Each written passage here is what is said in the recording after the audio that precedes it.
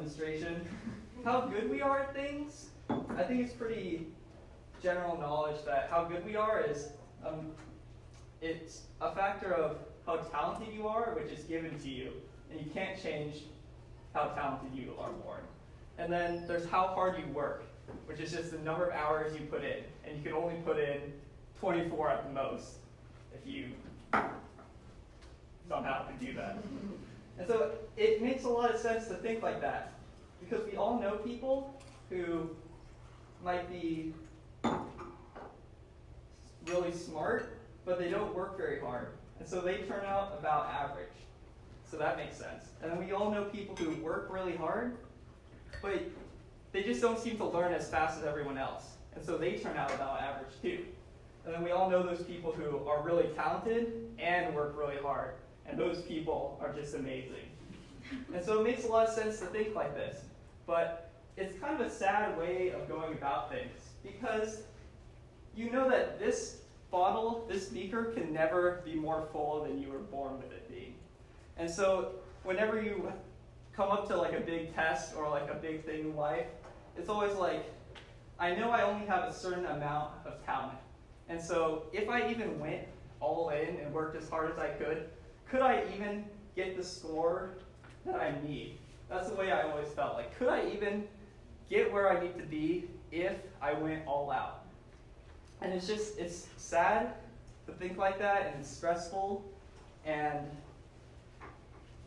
yeah.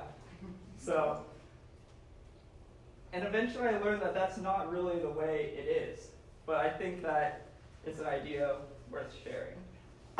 Okay, let me tell you a story about myself a little bit. When I was young, I just didn't learn as fast as everyone else. Like, I didn't talk when I was supposed to talk, so I fell behind in those like language developmental milestones I just had to spend a long time memorizing last week. And so my mom had to spend a ton of time figuring out why I wasn't talking, getting me in speech therapy. She would go to San Luis Obispo every weekend to try to go to like conferences and figure out how she might be able to teach me things better. And then eventually they realized that I have dyslexia, dysgraphia, and auditory processing disorders, which pretty much means that when I read something, I switch the letters around. Like I can't spell any words that are longer than like 4 letters. Like I never even tried to really. And when I write things, I switch the letters I write, or I like flip them around, stuff like that. Like 2's easily become 5's for me, because like a 2 is really just an upside down mirror image of a 5, and that just seems too similar to my brain. And then I also like switch up things I hear too. So I'm just really good at switching things up, which is really bad for standardized exams. You know what I'm talking about. They get you with those words, and if you don't see the single word that mattered, it's over for you. And so I was always that kind of person in school who's slower, but I always worked really hard. The problem is that I was just lacking in this talent beaker. And I was already working so hard that I didn't think I could really fill this one anymore. So it was like, where do I even go from here, man? You know, every time I took a standardized exam, it always felt like this, you know? Taking shots, and it just keeps coming back and hitting you in the face. It's not working. You know, it's not working. So one day, I took the SAT and I scored way lower than all my friends who I worked way harder than. And I was like, man, I am so sick of this. I'm so sick of working so hard and feeling stupid still. And so, because I wanted to go to medical school, I was like, I'm going to have to take more standardized exams, and the next time, I'm going to figure this out. Yeah. So I did.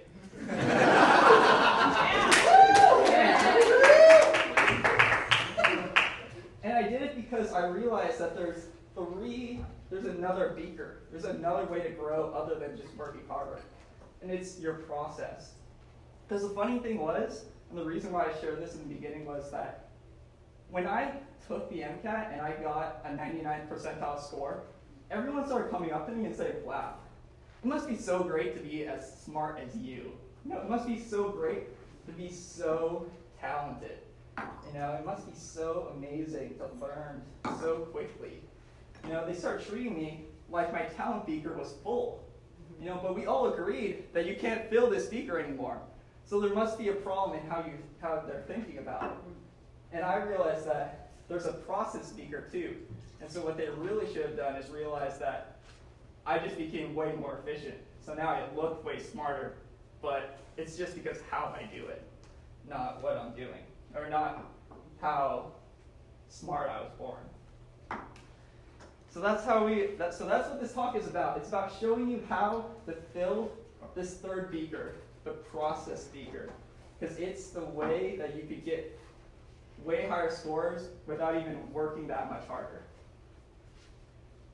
The quote of this talk is, "Systems permit ordinary people to achieve extraordinary results predictably." Hello? Extraordinary results predictably. Key phrases, key words. You want to get extraordinary results? No one wants to be average. And you want it to be predictable, you know? No one likes a person who just hucks up half-court shots and just prays they go in. You know, you want something that's guaranteed, because only the test day matters, and you want that day to be the perfect day. So we want extraordinary, predictably. All right, so there are 7 steps to how you do this. Hope you guys, you guys are way better than I was. A lot of you have notes and stuff. That's great. The first step is called the research step. Good artists copy, great artists steal. That's the key. Our job for this step is to steal how the people who are smarter than you do things. You're going to find people who think the same way you do, and then you're going to sit them down, just be like, hey man, can we I heard that you're doing really well, you know, I think that, you know, we work the same way, and I think I could learn a lot from you. Could I meet you in the DC for breakfast or something? You're going to sit them down, and you're just going to ask them a million questions, figure out exactly how they do things. Because if you can do the same things as people who work the same way you do, and got the score that you want, then you can do that, you know? If you have people who work the same as you, who got your goal score, if you do what they did, then you'll get what they got. And that's exactly what we're trying to do here. You gotta ask, the moment when I always realize I need to make a change and start this process of sitting people down, asking them how they do things, is whenever I get burned by someone, you know, someone just is kicking my butt. The last time I was in medical school in the anatomy class, which is really fast paced. You gotta memorize everything. They just throw down this 500-page book. They're like, just memorize it. It's all bullet points. You just gotta know it. Which sucks for me because I hate reading things, so it's I'm gonna have a problem. But I was just studying in the library with my friend, and we study a lot, and we were doing the exact same thing. We'd read the book the same way, we would take notes the same way. We'd always study together, so I was we're studying the same amount. But she was getting 98% on the test, which is really high, and I was getting 80s. And I was I gotta take what I'm doing, and I gotta GTFO, man. I gotta get out. You gotta, if it's not working, it's if staying in that position is working a job with someone, flipping burgers. They're getting paid $30 an hour, and you're getting 10.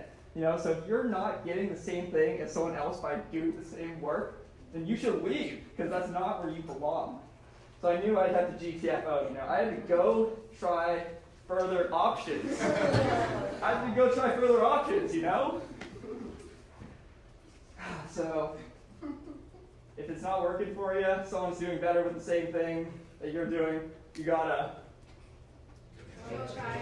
Thank you. You got it. So you're going to sit people down, you're going to ask them questions. The crazy thing is, they will tell you the answers, they'll answer anything you want, and they'll tell you exactly how they do it with apparent disregard for their own safety. People don't really realize that if you start doing what they do, then you might start scoring the same that they're scoring, you know?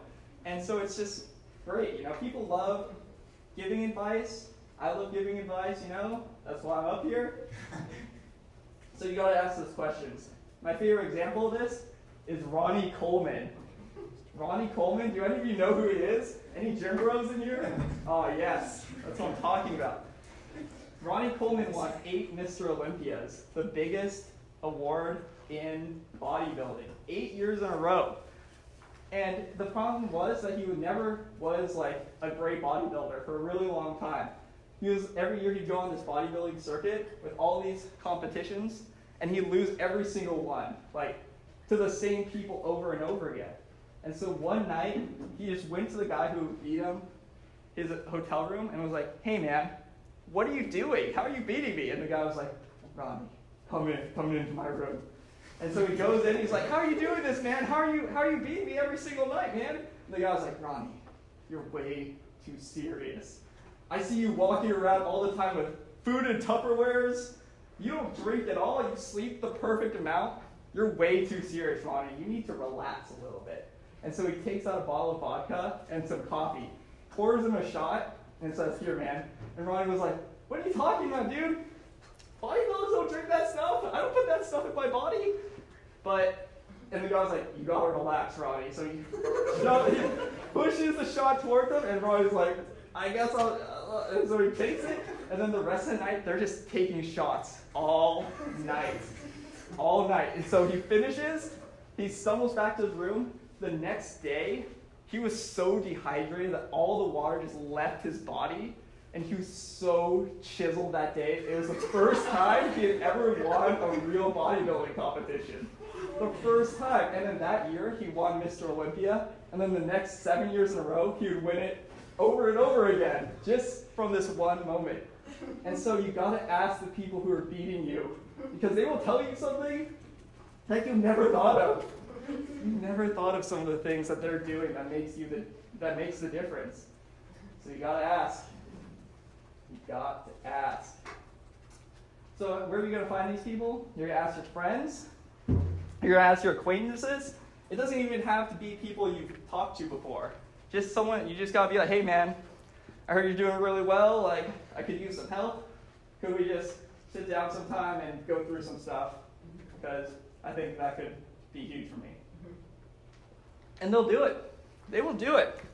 Another place you could find help is online forums. I love online forums because there's always dedicated threads where there's like thousands of reports of how people do things, what they scored, and like you can figure out how they think.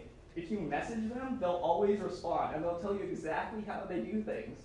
So you need to find, so there's just all these places to find these people. And so the key for this step, the deliverable is find 3 people who think the way you do and scored what you got. Because if you can do the same thing as someone who thinks like you and scored what you got, then you can score what they got. Okay? Key idea. Key idea. You're going to ask a lot of questions. It has to be like, you have to have a mentality that you're like a blind person going through a garden maze. You have no way of knowing what the maze looks like, and you just have to talk to this other person, and they'll just tell you exactly how to go through it. So you have to ask every single question. Assume that you know nothing, because you don't know what you don't know. So if you ask them, they will tell you. Ask them things like what resources they use, books, flashcards, which practice questions they use, how they use each one. Because people use flashcards, but a lot of people use them different ways. Different levels of specificity in the cards. They have different levels of leniency on what a correct answer for them is. How they read books. Everyone can say, "Oh, I read this book 3 hours a day," but you have to figure out how they do it, what they look for, what they take notes for, where those notes go, how often they review them. You have to get everything, because you want to be like them, so you have to know exactly what they're like. Why they did what they did, how they chose their strategy, where they got their information from. You want to be completely in their head. Oh, if their study plan had like a certain organization, was it in like blocks where it's like a month heavy book reading, a month heavy practice questions, or was it like even throughout? Gotta figure that out. What a day in their life was like. Did they have other things they were doing at the same time? Like if you have a job during summer when you're studying, you might want to find people who also had jobs when they're studying, and you can figure out like, oh, this is really important. Like you should really try to study before you go to work so you're not tired after, or tired when you study. Things like that, how long they studied, the problems they encountered will always be important. Because you have to figure out, you want to learn their strengths, and you also want to know their weaknesses too. The only thing I'd caution you on is be cautious on when they say, oh, I wish I would have done this. Because that's not a concrete thing. They're just wishing they had done it, but they didn't do it, so you don't know if that actually was the right thing they should have done. So it's worth listening to, but be cautious on that one. Oh, they kept up with their hobbies. Always important. Always have a hobby. Great advice. So you're going to sit down with these people. You're going to find 3 people who think like you and score the score you wanted to. I'm just going to give some of my general advice. These are the things that I think every study plan should have in common. I don't care if you do everything else different, but these are the things that I would say are essential. This is what your knowledge looks like for a standardized exam. You start off, you get to summer or whenever you're starting your preparation with a little bit of knowledge, but you lost a lot since you were in that class. Then you're going to go up to a peak. Nope. I don't want to shoot myself. You're going to peak by having some sort of learning device, and then there's going to be a maintenance phase for each idea. And that's what that flat line is. So there are 2 kinds of ways, 2 kinds of key categories of research, resources you need. You need learning devices like books, videos, lectures, and that's going to take you to the peak. Oh, yeah. It's going to help you reaccumulate all the knowledge you lost since last time you were in like OChem or whatever it was. And then you're going to take that, and that's going to be the peak of your knowledge. Your maximum knowledge for each individual like topic or whatever. And then, since you study for so long, you have to maintain that level of knowledge. You have to go 3 months without forgetting that piece of information that you just spent so much time peeking in. So that's why you need remembering devices. Things like flashcards, rapid review books, mnemonic devices. Because those things, they don't teach you concepts, but they help you hang on to those pieces of knowledge during the duration of the study period. So every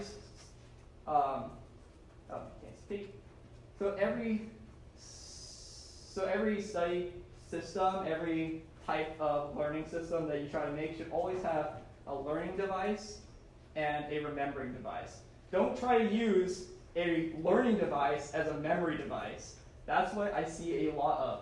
People are like, how do I review? I reread my syllabus. That's not an ideal way of reviewing because it takes forever and there's no like periodization to it. And there's also no testing of it. Like flashcards, they make you say that you know that knowledge. Whereas reading, all you're really doing when you're reading pages is proving that your eyes traverse the page a certain number of times. So make sure that you have a real memory device that can prove that that information is still in your head. And the key to this process is improvement is hard, but maintenance is easy. So the most efficient way to get through the knowledge process is to peak and then maintain it. Because you really don't want to peak, lose it, then have to go back up. That takes a lot of energy. All right. Oh, and so this is my personal system for how I get through medical school. I have lecture videos that I watch, and they teach me like the concepts. They show me all the different kinds of stains for histology, all the, like the special cells you need to know, all the pictures you need to know, all the treatments. So they let me just like accumulate all the information at once, and then once I have it, that gets me to the peak.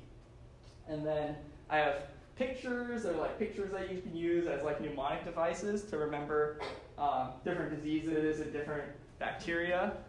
This is strep pyogenes, that's why it's a pie shop.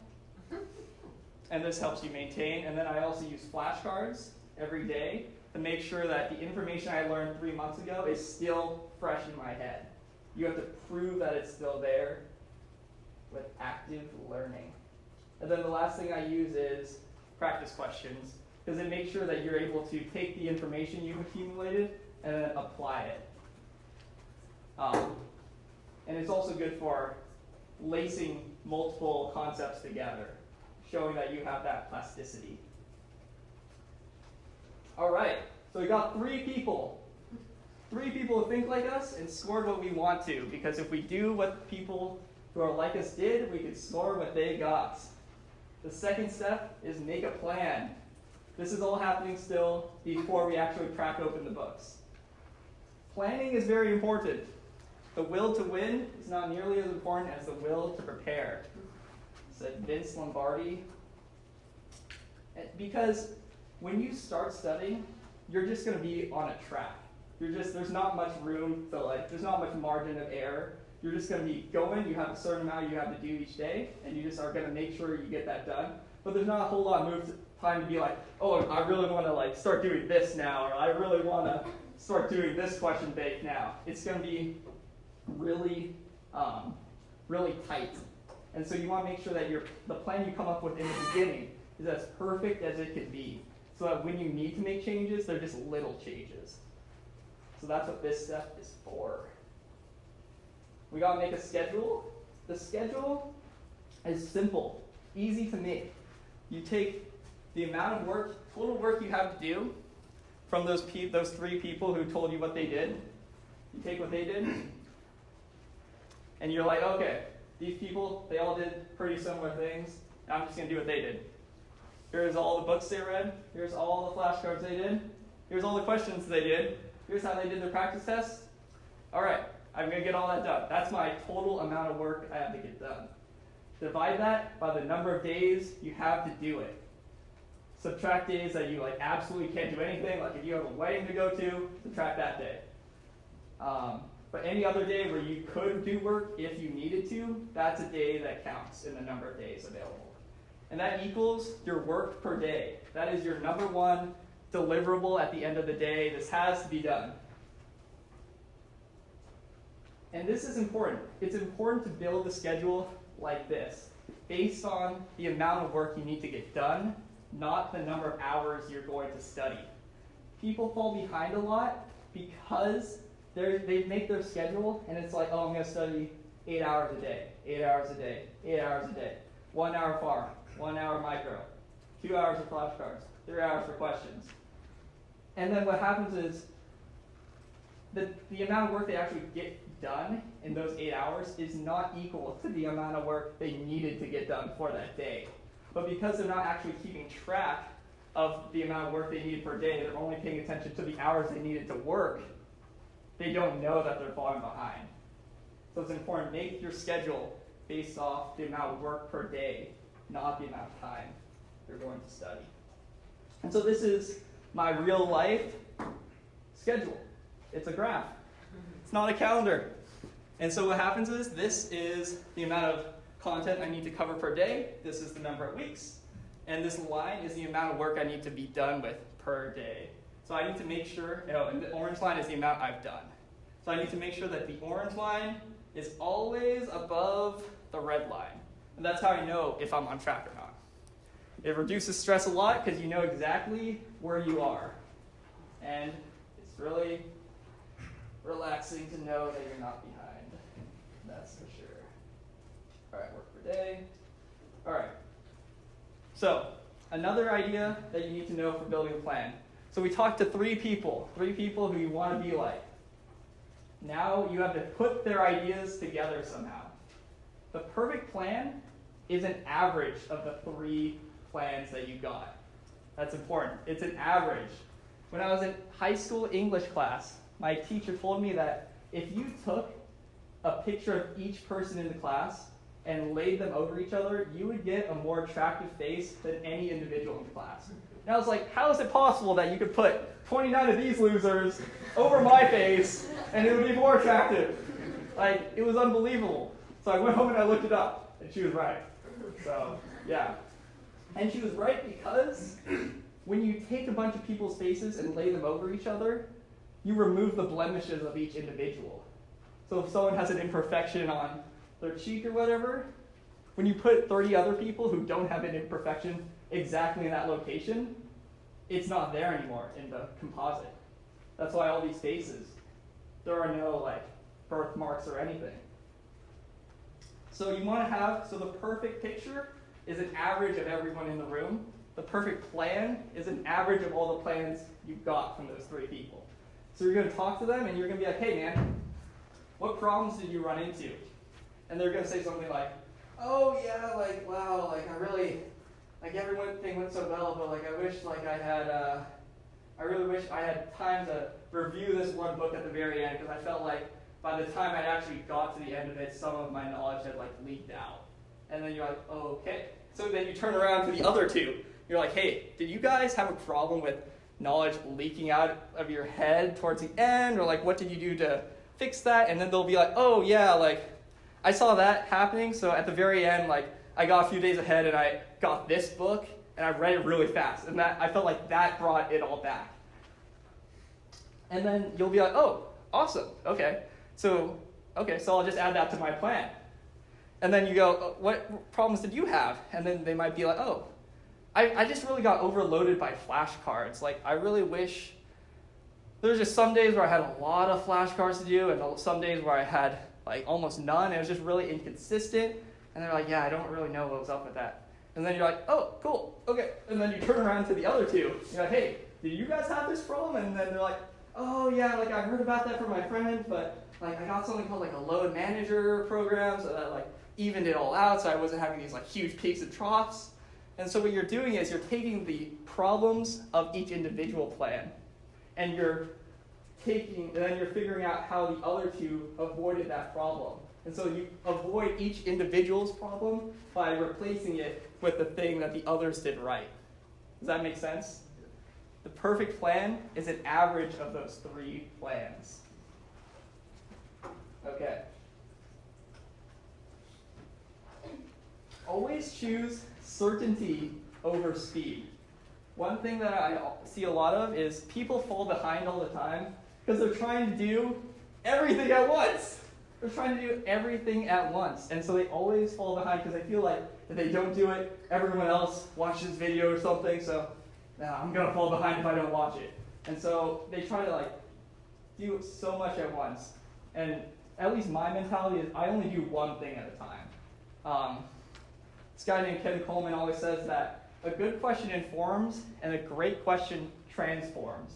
And the most transformative questions I hear are the ones I ask myself over and over again. I always have a key question that helps me make the hard decision.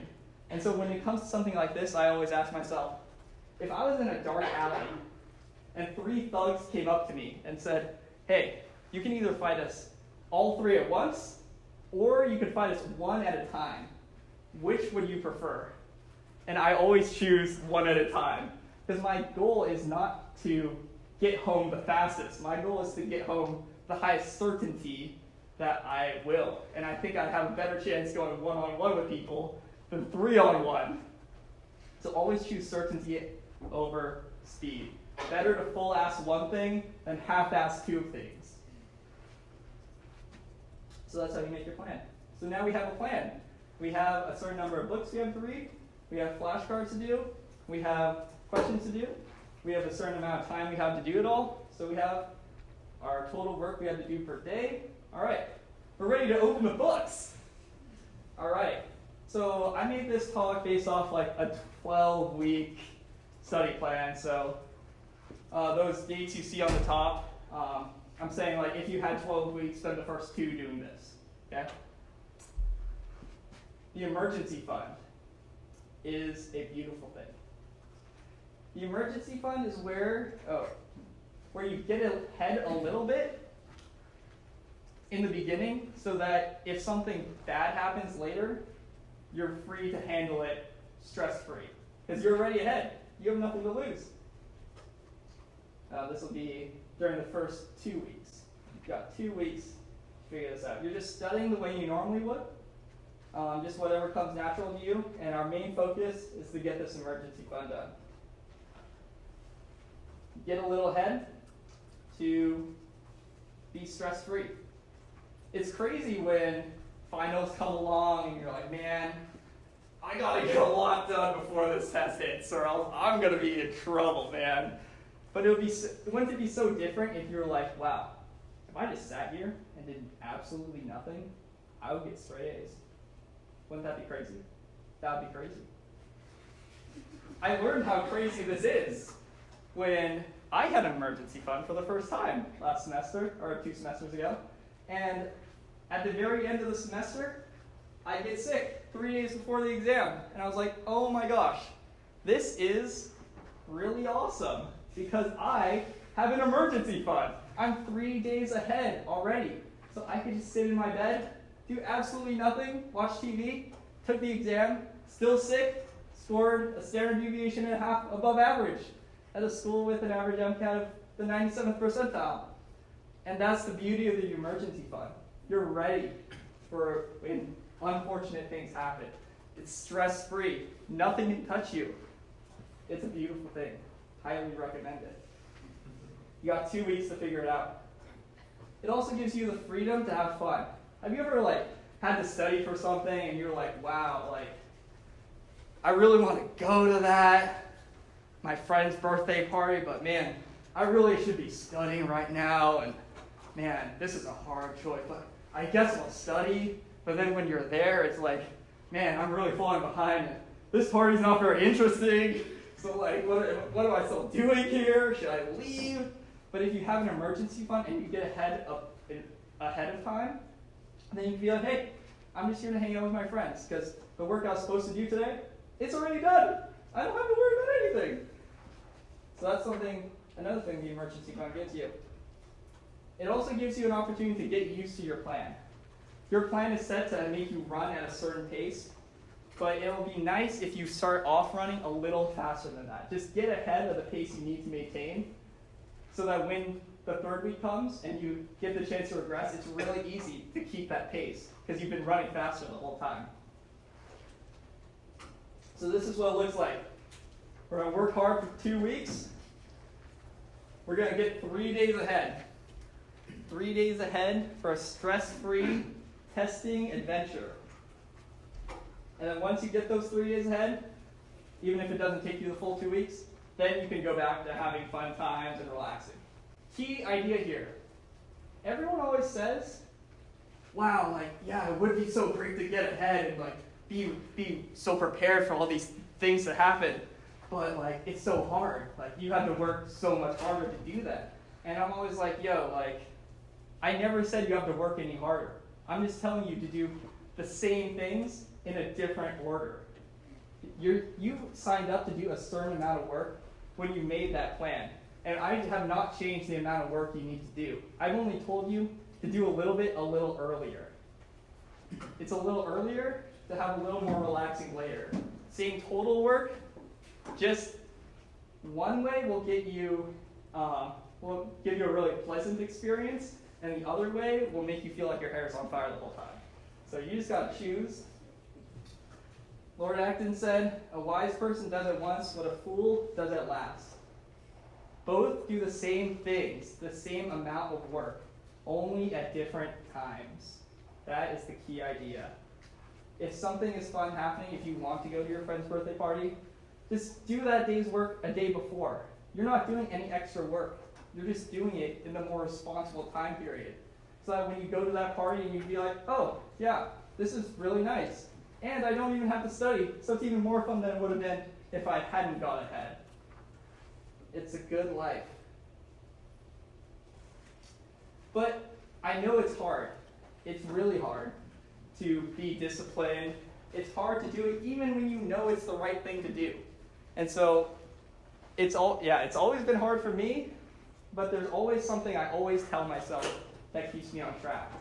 I always tell myself, keep promises to yourself in the same way you keep them to your friends. If you're if you promise your best friend that you would study with them no matter what until 11 p.m. one night, you would never desert them because you won't break your promise to your best friend. That's just not how you were raised, right? But it's a lot easier to be like, but when you're by yourself, it's a lot easier to be like, oh, I'm just tired, like I should just go to bed, like I don't want to do this anymore. And so you'll break a promise to yourself. Because you promise to yourself that you get this work done each day. And if you just keep promises to yourself like you do to your friends, you will get it done each day. It's a lot easier when you think about it like that. That's a transformative question / statement. The emergency fund in action is a beautiful thing. This is my emergency fund. Same chart as before. Time first, amount of work I need to do. Red line is the amount of work I need to do. This is the amount I did. And this vertical difference between the lines is the emergency fund. So it's never less than 3 days. And you can see it starts off small at the beginning of the period. I build it up, and I'm like, oh, I don't want to study on Thanksgiving. I don't want to study on Thanksgiving. I want to eat turkey and stuff. So I'm going to get a few days ahead so that I don't have to study on Thanksgiving. So when everyone else is like, oh my gosh, I'm falling behind because I'm taking today off, I'm like, I planned for this, man. Thanksgiving is not an emergency. It happens on the same day every year. So it's not a surprise. It's like, just do the work beforehand. So you can see during this period, this is where I took like a whole week off. Because I was like 10 days ahead at that point. I was prepared for Thanksgiving. And then I'm like, oh shoot, Christmas is coming. So I get back to school and I rebuild the emergency fund. I bring it back up from 3 days all the way to 10 days because I know I want golf when I'm here. I want to like sleep while I'm here. I don't want to be like studying all the time when I'm here. And then you can see when it comes, I get to take those days off. The lines never actually cross because the 3-day emergency fund is permanent. The only things you can spend that on are sick days, essentially, or some other unforeseeable life crisis. Okay. Makes sense, right? Sounds pretty good. You know what's funny? I think girls get this really well. Because girls are like, oh man, like, this makes so much sense. Like, I have like 3 planners already. I know what I'm doing for the next month. Like, I know exactly where I'm going to be. So they get it, But the guys are like, man, I don't need that. Like, I never get sick, man. I live, bro. My cells are strong, I don't need any of that. And so, let me just take a second to address the guys, okay? Okay. All right, where are you? Okay. Okay. Picture this. Okay, picture this. You just asked out your Westmont wow, and she said yes. Who would have thought? Against all odds. You're like, oh my gosh. So you go down to Butterfly Beach and you write her a song and everything. You take her to the Mission, the Rose Gardens at sunset. Oh my gosh, it's so perfect. And you're just about to lean in and play the song that you wrote for her, and she says, wait, don't you have an exam to be studying for right now? And you're like, oh, well, actually, I have a 3-day emergency fund, plus I got this extra day ahead, just so I could focus all my time on you, baby. Wouldn't that be hot? All right, ladies, if you would date a guy with an emergency fund, give me a woo! Yeah. So guys, you gotta do it. You gotta do it. It'll make your life better in so many other ways. All right, we've gone through the first 2 weeks. Now, you've gotten the hang of your study method. You're going. You got your 3-day emergency fund. It's a beautiful thing. Something is going wrong, though. Something is not right. I don't know what it's going to be for you, but for me, it was the verbal reasoning score. On that SAT, I scored in the 58th percentile of verbal reasoning. That is not good when a third of my MCAT was based on verbal reasoning. It doesn't matter how good you are at science at that point if the verbal reasoning score is really low. And so I just asked myself, what Dave Ramsey always asks himself, which is, what needs to be true that is not true today that could let me take that next step? And when you find something that's not working in your plan, you have to ask yourself that question. That's the transformative question. And that's what this period is about, fixing that problem. So here's my verbal reasoning percentiles from my study period. I had a 14-week plan. I had like an extra 2 weeks in there. But I wasn't doing good because I knew that in order to score the score that I wanted to score, I needed to at least be in the 80th percentile. And during those first few weeks, I was not in the 80th percentile.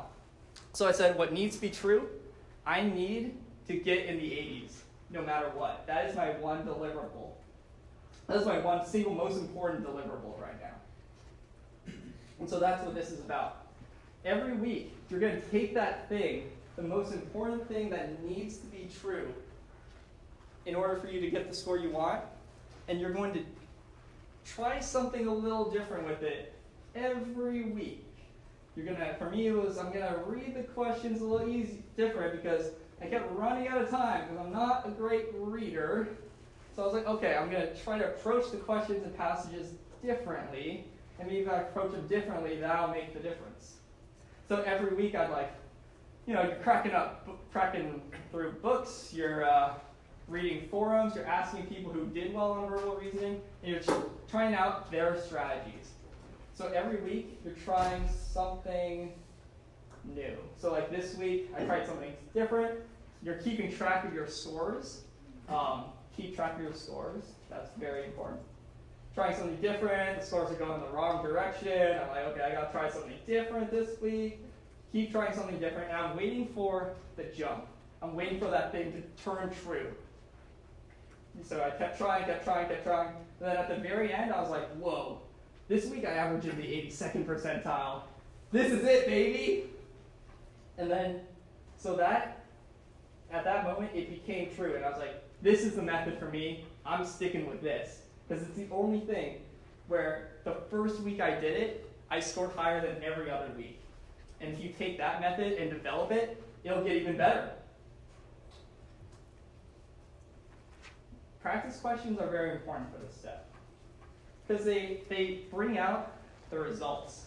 The difference between the reason why the process speaker is so hard to understand in things like school is that it's invisible.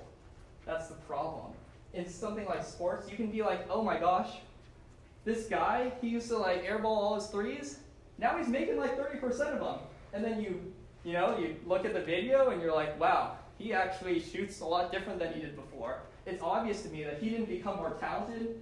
He just found a better way to shoot. His process beaker became more full. And it's just hard to see in school things because you can't see what's happened in my head. You can't see the difference between me at the beginning and me at the end. You just know the numbers have changed. And so you have to watch your practice question scores because they will tell you how well it's working in your head. It's not about how well you think it's working. The numbers have to support it. It's important that you do the practice questions under semi-similar timing situations so that you're not like, oh, maybe what I was doing was working, but I was really tired that week. I was studying really late at night when I did it, so I don't really know, because that's kind of a wasted week. And so you want to make sure that this part of the day is really consistent. So that when you see the jump, you know it's a real jump. Oh, okay. Key points. This is a dangerous area because you're changing how you do things so often. And it's easy to get lazy about it because it's like every week you gotta do all this research and learn a new way of doing things. It's hard. And so a tendency I get into is I start thinking, oh, maybe I'll just come up with my own way of doing something. That is a terrible idea. That is a horrible idea because you don't know if it's actually going to work. So, like Picasso said in the first quote, only steal things from other people. I don't need a huge study on it. I just need some evidence that shows that if I do something like this, it's work for someone else at least. If it's from a book, that's great, because that's even more evidence that it's a good thing. But the only thing you really don't want to do is come up with your own strategy. You need some evidence, some reason to believe that it's a good idea. All right, so now's the fun part. Now is when we get to actually do something that's exciting and really just a lot of fun. You get to make all kinds of gains right now. Because what needed to be true is now true. And so we get to just develop that new technique that's working super well for you, and you'll get these exponential improvements. This is the part where I only needed to be in the 80s, but by the time I was done with my studying, I was in the 99.7th percentile for verbal reasoning. And it's not like I just started reading faster, I just had a different way of approaching the questions. And so during these last few weeks, you'll just see the score shoot up. And that's exactly what we're trying to accomplish. By filling the process bucket or beaker as high as we can, and so that when it starts rising, you get huge transfers to the scores. All right. Test day nutrition. Whenever I tell people about this, they're like, wow, that's insane. That's insane that you would even pay attention to that. Because I eat the same thing every day the week before the exam. And the reason I do that, it's not because I'm like some weirdo who just really likes chicken and salad. It's because I had a friend who's really smart. He's really, really smart. I have never beaten him at anything, ever. But no one is invincible. And what happened was, when he took his step 1 exam, he got food poisoning the day of the test. And so he didn't score as high as he really should have. It had nothing to do with how well he was studying, what his potential was. It was just that one of these life things got in the way. And so I'm all about increasing certainty, decreasing my risk. Anything I can do to make sure that my test day is the perfect day, I will do that. Because it's a short-term thing. The food is good, you know. It's not like you're eating bad food. But it increases your chance that on test day you will get the best chance you get to get the score that you want. So I eat the same breakfast every day, and the same lunch, depending on how long your test is. Really. I recommend something that's high in fats, high in protein, low in carbs. The fats are to make sure that you have a constant, long-term supply of energy. The low carbs is to make sure that you don't food coma yourself, which happens to me a lot. Start 2 weeks out, experimenting, trying things, seeing what you like, seeing how your body responds to things. Do I get sleepy after a few hours eating this? Am I hungry 30 minutes after eating this? And make sure you find something that you like eating, you're excited about, and that gives you the results that you want. And so for me, it was 6 eggs, a bunch of berries, and then salad, roast vegetables, breaded chicken, bacon, avocado. It's a good life. Sleep, also important. I get terrible sleep before a test. And so I will do anything it takes to make sure that night is a good night. Because then the only thing you really don't want is to take your huge exam that you spent 3 months on 1 hour sleep. That's just preventable. Things I recommend doing, I like sitting in the dark for half an hour before I go to sleep, because it lets you relax a little bit more, lets you get used to the dark. It takes half an hour to get used to the dark, but only 5 minutes to get used to the light. So just sitting in the dark gives you an easier time falling asleep. And during this time I can eat, stretch, stuff like that. Oh, this is a picture of me doing it. There you go. Proof that I actually do these things. Determine the dose of ZQL. I'm a ZQL person. A lot of people take melatonin. Start 2 weeks out. Change your dosing. Figure out the amount of ZQL you need to take that night to make sure that you get to sleep well and you wake up with a lot of energy. You're not drowsy. The Z-equal hangover, some call it. Figure that out, and then 1 week out, commit to that dosing so that you know exactly how it's going to affect you each night. Yep. Step 6, win the day, baby. This is test day.